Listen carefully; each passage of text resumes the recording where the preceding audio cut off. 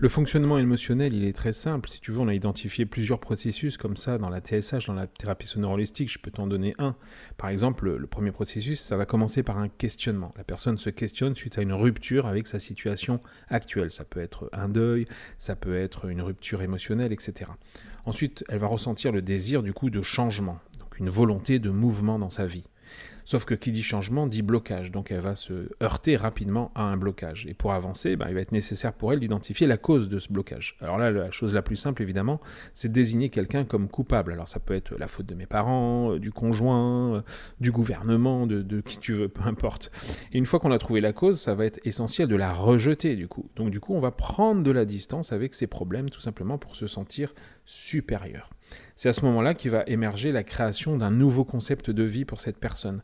Une existence avec moins de limites, moins d'entraves. Parce que, bien sûr, elle s'est basée sur l'idée que les anciennes souffrances qu'elle avait eues, c'était dû à des restrictions imposées par ses persécuteurs ou par son persécuteur.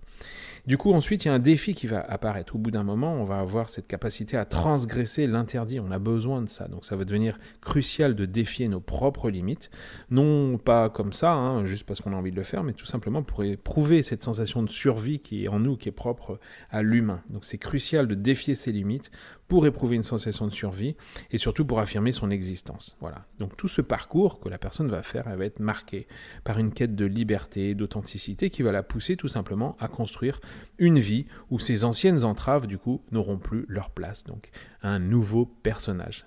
Bien sûr, tout ça c'est un schéma, et tant qu'on n'aura pas réglé qui on est, qu'on n'aura pas digéré un petit peu la personne qu'on est finalement, on rentrera toujours dans un schéma répétitif.